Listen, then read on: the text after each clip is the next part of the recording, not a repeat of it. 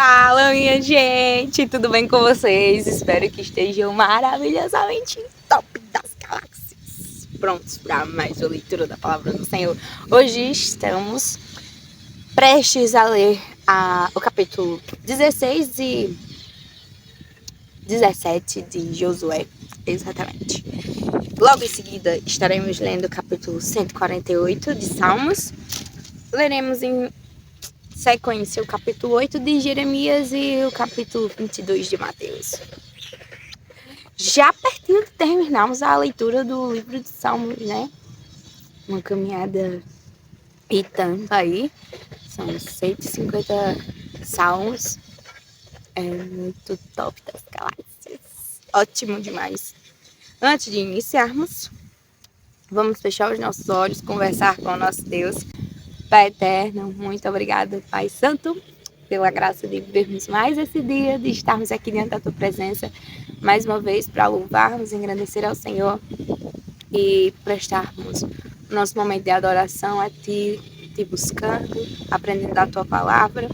Nos enche do Teu conhecimento, nos dá da Tua sabedoria, Pai, nos ajuda a colocarmos em prática todos os Teus ensinamentos e vivermos para a maior glória do Teu santo nome. Nos permite, ó Deus, termos uma vida mais intencional, de modo que glorifique ao Senhor, que estar na Tua presença seja de fato um deleite, seja o nosso refúgio, seja o nosso lazer, o nosso melhor lugar. Que a gente, quando desejar buscar sabedoria, direção, até mesmo consolo, a gente procure ao Senhor, que na necessidade de um amigo, de alguém para nos ouvir, de bons conselhos, que busquemos o Senhor. Que o Senhor seja, de fato, a primazia em nossas vidas e o nosso conselheiro. É assim que nós te oramos, ó Pai. Nos dá a graça de darmos ouvidos a Ti e de vivermos em conformidade com o Teu querer. É assim que oramos. E desde já te agradecemos. Em nome santo do Teu Filho amado Jesus Cristo. Amém. Capítulo 16 diz Josué, que vai dizer: o território que por sorte caía aos filhos de Josué ia desde o Jordão, na altura de Jericó e no lado leste das águas de Jericó, até o deserto que sobe de Jericó pela região montanhosa até Betel. De Betel até Luz, passava ao limite dos Arquitas até Atarote e descia na direção do oeste para a divisa de Jaflete até a região de Bet-Horon de Baixo e até Gezer, terminando no mar. Assim Manassés e Efraim, filhos de José, receberam a sua herança.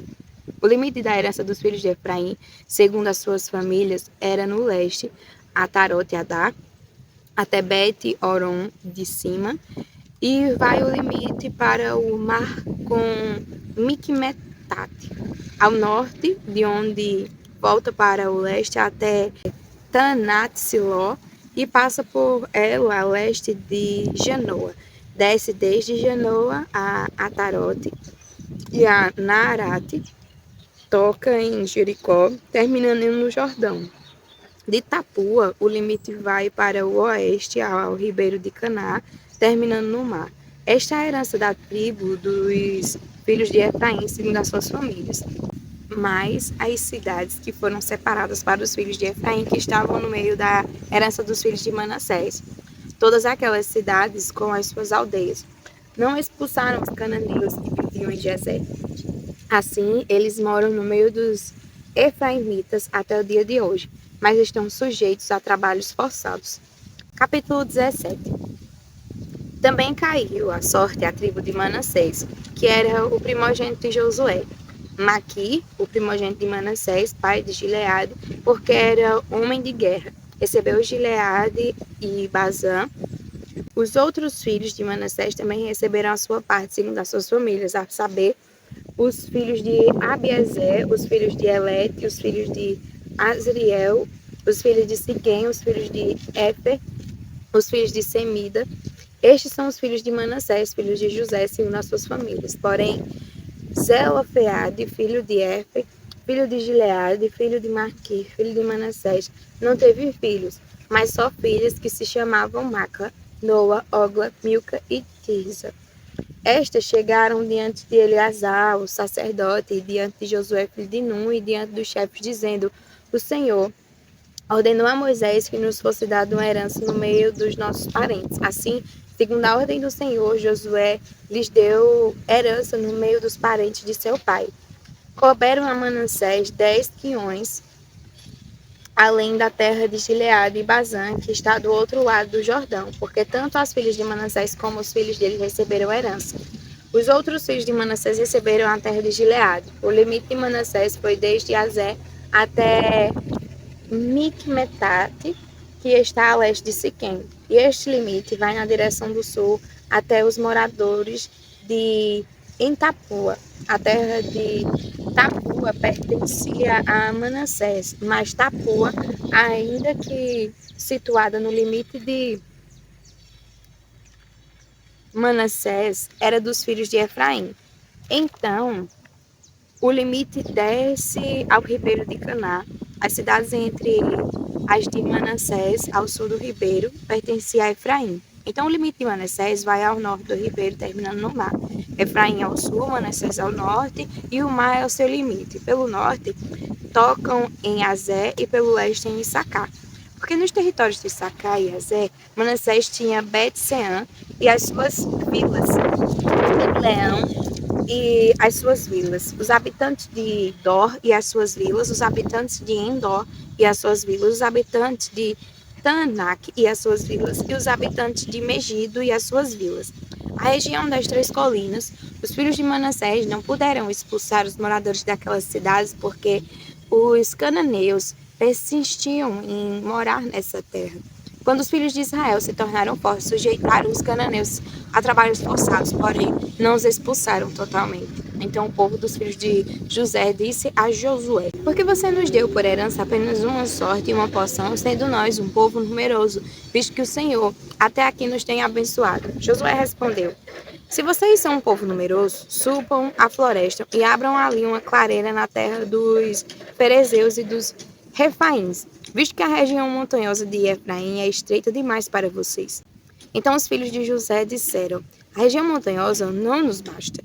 E todos os cananeus que vivem na planície têm carros de ferro, tanto os que estão em Bet-Sean e nas suas vilas, como os que estão no vale de Jezreel. Então Josué disse à casa de José, a Efraim e a Manassés: Vocês são um povo numeroso e forte. Vocês não terão só uma parte, mas a região montanhosa será de vocês. Ainda que seja uma floresta, vocês poderão cortá-la, e até as suas extremidades será toda de vocês, porque vocês expulsarão os cananeus, embora eles tenham carros de ferro e sejam fortes. Capítulo 148 do livro de Salmos, que diz: Aleluia! Louvem o Senhor do alto dos céus. Louvem o Senhor nas alturas. Louvem o Senhor todos os seus anjos. Louvem-no todos os seus exércitos celestiais. Louvem o Senhor, sol e lua. Louvem-no todas as estrelas luzentes. Louvem o Senhor, céus dos céus e águas que estão acima do firmamento. Louvem o nome do Senhor, pois ele deu uma ordem e foram criados. Ele os estabeleceu para todo sempre. Fixou-lhes uma ordem que não será mudada. Desde a terra, louvem o Senhor. Louvem-no, monstros marinhos e todos os abismos, fogo e granizo, neve e vapor, e ventos fortes que lhe executam a palavra.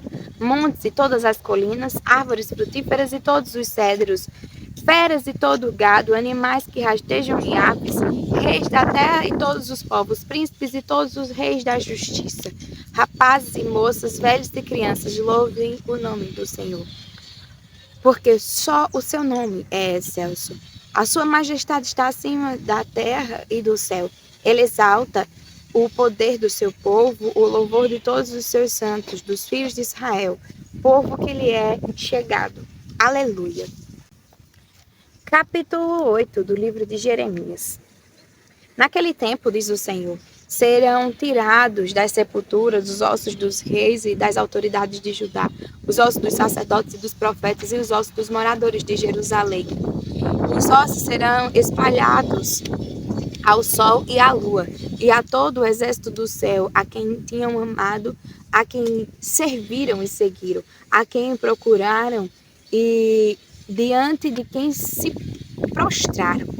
Não serão recolhidos nem sepultados, serão como esterco sobre a terra. Todos os que restarem desta nação malvada, em todos os lugares para onde os dispersei, preferirão morrer a ficar vivos, diz o Senhor dos Exércitos. Diga-lhes mais, assim diz o Senhor, quando as pessoas caem, será que não se levantam? Quando alguém se desvia do caminho, não torna a voltar?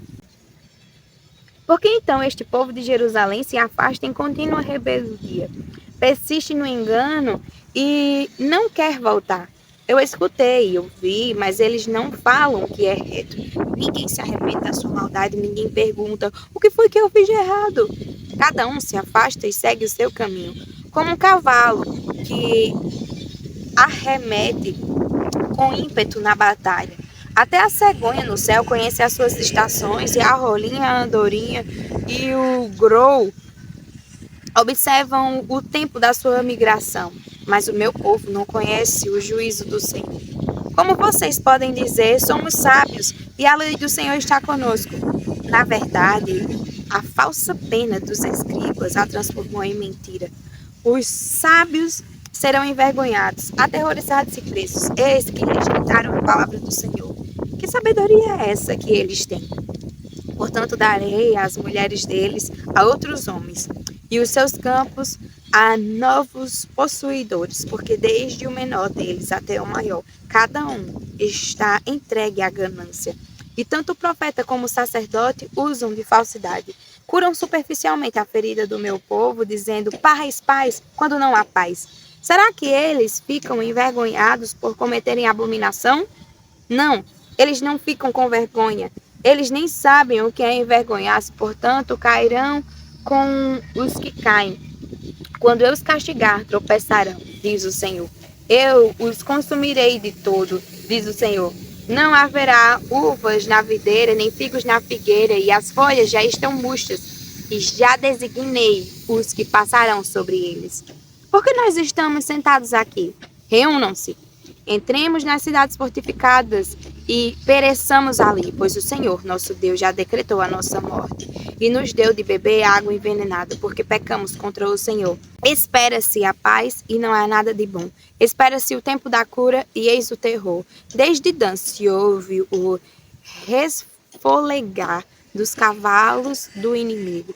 Toda a terra treme ao som dos relinchos dos seus garanhões.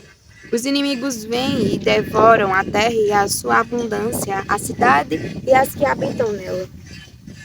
Porque eis que envio cobras venenosas para o meio de vocês, serpentes contra as quais não há encantamento, e que picarão vocês, diz o Senhor. Ah, se eu pudesse consolar-me na minha tristeza, o meu coração desfalecesse dentro de mim. Eis a voz do clamor da filha do meu povo, da terra muito remota. Será que o Senhor não está em Sião? Não está nela o seu rei? Porque vocês me provocaram a ira com as suas imagens de esculturas, com os ídolos dos estrangeiros. Passou a colheita, acabou o verão, e nós não estamos salvos. Tenho o coração partido por causa da ferida da filha do meu povo. Estou de luto. O espanto se apoderou de mim. Será que não há bálsamo em Gileade? Ou não há lá médico? Porque então não se realizou cura da filha do meu povo. Capítulo 22 de Mateus. De novo Jesus lhe falou por parábolas, dizendo: o reino dos céus é semelhante a um rei que preparou uma festa de casamento para o seu filho. Enviou os seus servos a chamar os convidados para a festa, mas estes não quiseram vir. Enviou ainda outros servos, dizendo: digam aos convidados: eis que já preparei o meu banquete. Os meus bois e animais da engorda já foram abatidos e tudo está pronto. Venham para a festa. Mas os convidados não se importaram e se foram, uns para o seu campo, outros para o seu negócio, outros, agarrando os servos, o maltrataram e mataram. O rei ficou furioso e, enviando as suas tropas, exterminou aqueles assassinos e incendiou as cidades deles. Então disse aos seus servos: a festa está pronta. Mas os convidados não eram dignos. Vão, pois, para as encruzilhadas dos caminhos e convide para o banquete todos os que vocês encontrarem. E saindo aqueles servos pelas estradas, reuniram todos os que encontraram, maus e bons. E a sala do banquete ficou cheia de convidados. Mas quando o rei entrou para ver os que estavam à mesa, notou ali um homem que não trazia veste nupcial e perguntou-lhe: amigo, como você entrou aqui sem veste nupcial? E ele emudeceu. Então o rei ordenou ao servente: amarrem os pés e as mãos dele e atirem-no para fora nas trevas. Ali haverá choro e ranger de dentes, porque muitos são chamados, mas poucos são escolhidos. Então os fariseus se retiraram e consultaram entre si como surpreenderiam Jesus em alguma palavra. E enviaram-lhe discípulos juntamente com os herodianos para dizer-lhes: Mestre, sabemos que o Senhor é verdadeiro e que ensina o caminho de Deus de acordo com a verdade, sem se importar com a opinião dos outros, porque não olha para a aparência das pessoas. Assim sendo, diga-nos o que o Senhor acha. É lícito pagar imposto a César ou não? Mas Jesus, percebendo a maldade deles, respondeu: Hipócritas, por que vocês estão me pondo à prova? Mostrem-me a moeda do imposto. Trouxeram-lhe um denário e Jesus lhe perguntou: De quem é esta figura e esta inscrição? Eles responderam: De César. Então Jesus lhes disse: Deem, pois, a César o que é de César, e a Deus o que é de Deus. Ouvindo isto, se admiraram e, deixando, foram embora. Naquele dia, alguns saduceus, que dizem não haver ressurreição, aproximaram-se de Jesus e lhe perguntaram: Mestre, Moisés disse: se alguém morrer não tendo filhos, o irmão desse homem deve casar com a viúva e gerar descendentes para o falecido. Ora, havia entre nós 7 irmãos. O primeiro, tendo casado, morreu, e não tendo descendência, deixou a sua mulher para o seu irmão. O mesmo aconteceu com o segundo, com o terceiro, até o sétimo. Por fim, depois de todos, morreu também a mulher. Portanto, na ressurreição de qual dos 7 ela será esposa? Porque todos casaram com ela. Ele respondeu: O erro de vocês está no fato de não conhecerem as Escrituras nem o poder de Deus. Porque na ressurreição, nem casam, nem se dão em casamento, mas são como os anjos do céu. Quanto à ressurreição dos mortos, vocês nunca leram o que Deus disse a vocês? Eu sou o Deus de Abraão, o Deus de Isaque e o Deus de Jacó. Ele não é Deus de mortos, e sim de vivos. Ouvindo isto, as multidões se maravilhavam da sua doutrina. Entretanto, os fariseus, sabendo que Jesus havia silenciado os saduceus, reuniram-se em conselho. Um deles, intérprete da lei, querendo pôr Jesus à prova, perguntou-lhe: Mestre, qual é o grande mandamento na lei? Jesus respondeu: Ame o Senhor, seu Deus, de todo o seu coração, de toda a sua alma e de todo o seu entendimento. Este é o grande e primeiro mandamento. E o segundo, semelhante a este, é: ame o seu próximo como você ama a si mesmo. Destes 2 mandamentos dependem toda a lei e os profetas. Então, reunidos os fariseus, Jesus lhe perguntou: O que vocês pensam do Cristo? De quem é filho? Eles responderam: de Davi. E Jesus perguntou: Então, como é que Davi, pelo Espírito, chama o Cristo de Senhor, dizendo: Disse o Senhor ao meu Senhor: Sente-se à minha direita, até que eu ponha os seus inimigos debaixo dos seus pés. Portanto, se Davi o chama de Senhor, como ele pode ser filho de Davi? E ninguém podia lhe responder uma palavra. E a partir daquele dia, ninguém mais ousou fazer perguntas. Amém. Até amanhã para mais uma leitura da palavra do Senhor. Fiquem com Deus.